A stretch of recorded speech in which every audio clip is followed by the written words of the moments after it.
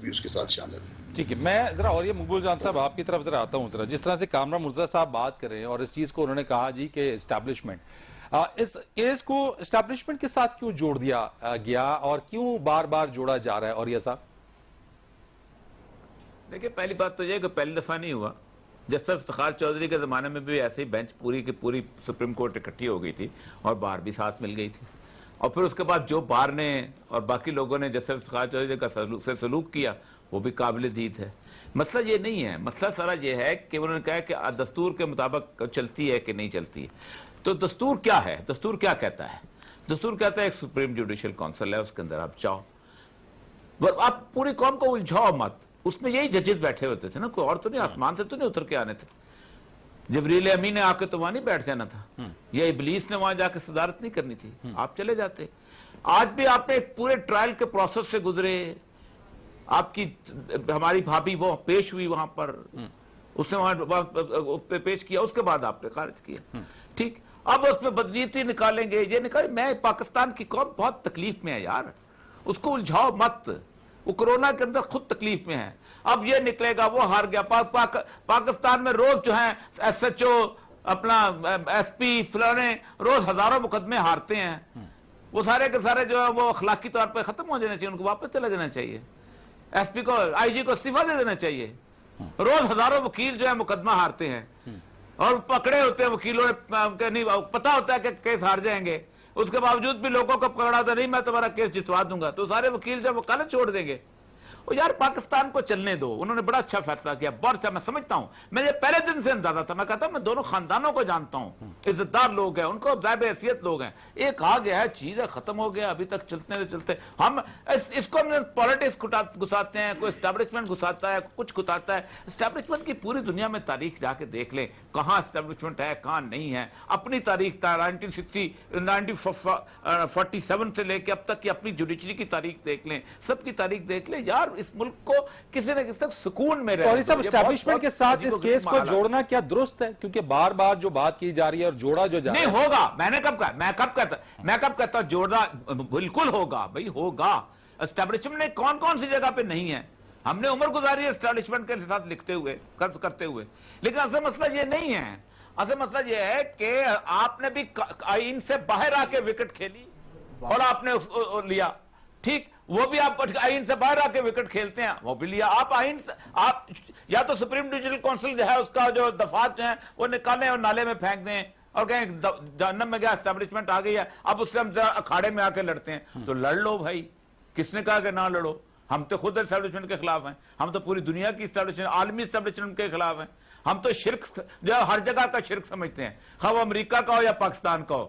ہم تو ہر ایک کو شرک سمجھتے ہیں اسٹیبلشمنٹ کو بنیادی طور پر. اور ہم تو جمہوریت کو بھی شرک سمجھتے ہیں اللہ کے مقابلے میں. سمپل ایز دیٹ ہمارا تو نظریہ. اور ہم تو ہمیں چھوڑ دو. لیکن یہ ملک یار ایک سکون سے ایک چل رہا ہے. سارا دن میں یہ سوشل میڈیا دیکھ کے تنگ آ گیا ہوں. قاضی عیسیٰ کے بارے میں میرے بارے میں ایک قاضی عیسیٰ کے بارے میں ایک عجیب و غریب بنایا ہوا ہے. نہ میں کسی کالم میں لکھا، نہ میں نے کسی پروگرام میں کہا قاضی فائز عیسیٰ کے بارے میں، لیکن بنایا ہوا کیونکہ میں بلوچستان میں رہتا ہوں. جو مرضی بنا دو میرے بارے میں، جو مرضی کہہ دو میرے بارے میں، کسی اور کے بارے میں کہہ دو. یہ عجیب و غریب معاملہ ہے. مسئلہ سارا یہ ہے کہ آپ یا تو یہ ہونا کہ آپ نے اس نے کہا ہو کہ یہ بدنیتی کی بنیاد فلانا خواہش کرتے. آپ ایک جوڈیشل ٹرائل سے گزرے ہو.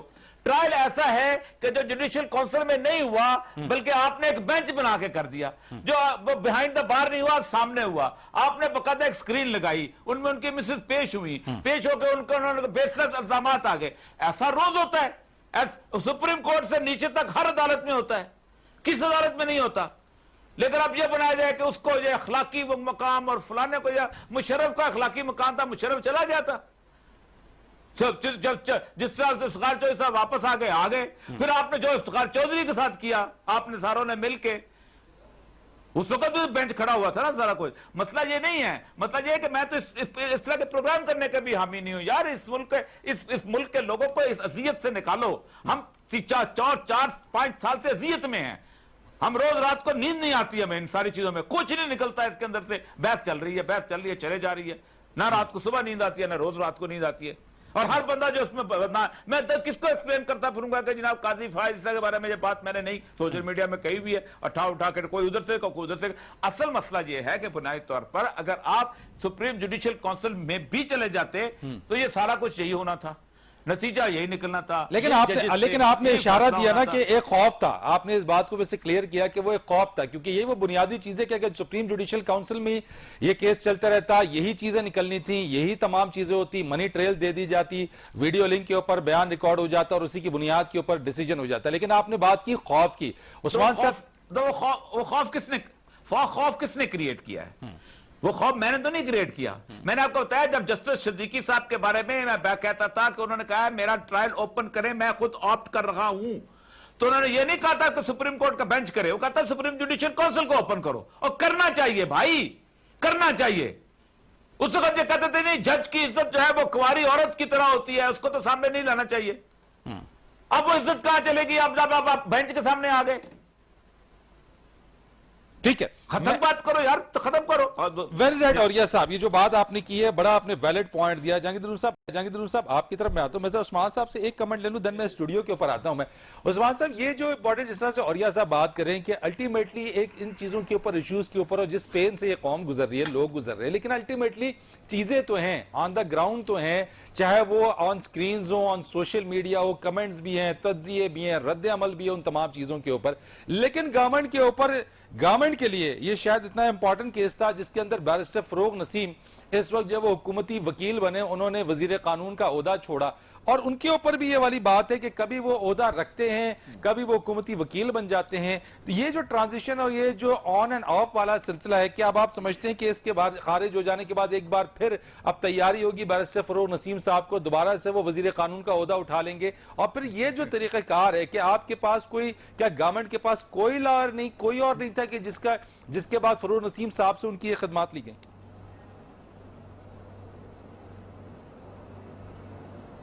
اب فرید بڑی دلچسپ سوال آپ نے کیا ہے. میں تو یہ سمجھتا ہوں کہ اس شکست کے بعد اصولی طور پہ تو فروغ نسیم صاحب کو کوٹ اتار کے دوبارہ حلف نہیں اٹھانا چاہیے اور اپنی وکالت پہ ہی توجہ دینی چاہیے.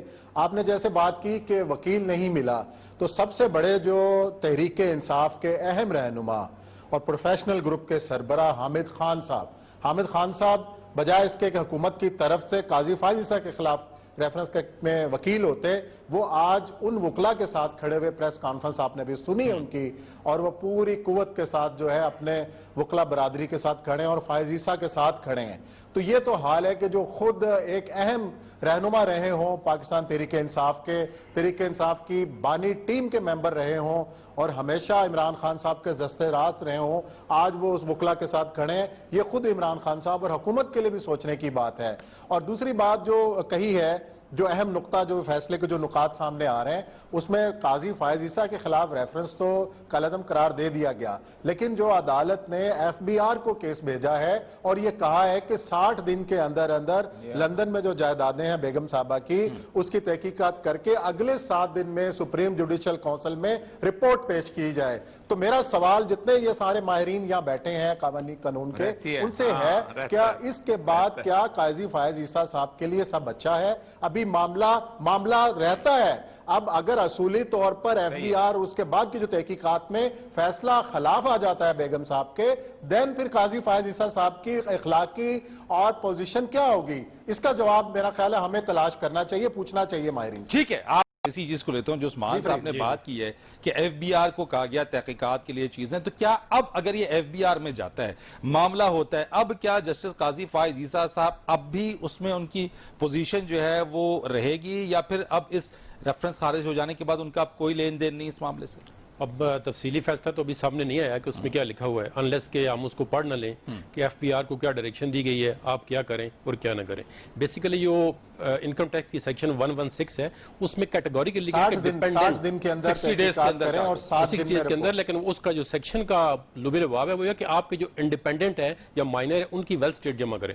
اب اگر ان کی وائف کے ساتھ کوئی مسئلہ ہے تو اس کا قاضی فائز صاحب کے ساتھ کنیکٹ نہیں ہو سکتا. اس کی وجہ یہ ہے، اچھا کنیکٹ نہیں ہو سکتا، وہ ریفرنس اسی میل آف آئی ڈی پہ فائل کیا تھا وہ کویش ہو گیا. اب ریفرنس کی حد تک تو قاضی فائز صاحب جو ہے ان کی سمجھے کہ کوئٹل ہو گئی ہے, ان میں کچھ وہ اور FBR کو جو معاملہ بھیجا گیا اس کے بعد اگر اس کے اندر کوئی چیز نکلتی ہے ان کی مسز کو وہ نوٹس ایشو کرتا ہے, ڈپٹی RTO ہوتا ہے, ڈپٹی کمشنر انکم ٹیکس, وہ پاورفل ہے کہ وہ اس کو نوٹس ایشو کرے کہ اس پیریڈ کی آپ ویلتھ اسٹیٹمنٹ دیں, آپ نے یہ پراپرٹی جو ہے, یہ پراپرٹی ہے, یہ ویلتھ ہے جس کی ہے, اس انکم کس طرح ہوئی ہے اور کس طرح آپ نے خرچ کی ہے, وہ ہر ایک کے لیے وہ اپلیکیبل ہے. ویلتھ اسٹیٹمنٹ انکم اسٹیٹمنٹ کے ساتھ جو ہے جو ہم ریٹرن جمع کراتے ہیں اس کے ساتھ ویلتھ تو ان کی اسٹیٹمنٹ. اہلیہ کا وہ اسٹیٹمنٹ جہانگیر صاحب جو کہ انہوں نے دیا کہ میں اس سے پہلے FBR کے ساتھ رجوع کرتی رہی لیکن FBR نے مجھے کسی طریقے کی سپورٹ نہیں دیا, یہ کتنا ہیلپ فل ثابت ہو سکتا ہے؟ FPR کی سپورٹ تو انہوں نے اس لیے نہیں دی نا کہ ان کا ایک مقصد اور تھا, انہوں نے ایک ریفرنس بنایا میلا فارڈی. اب تلگ وہ کہتے ہیں ابھی انہوں نے کہا جی کہ سپریم جوڈیشل کونسل فیصلہ کرتی.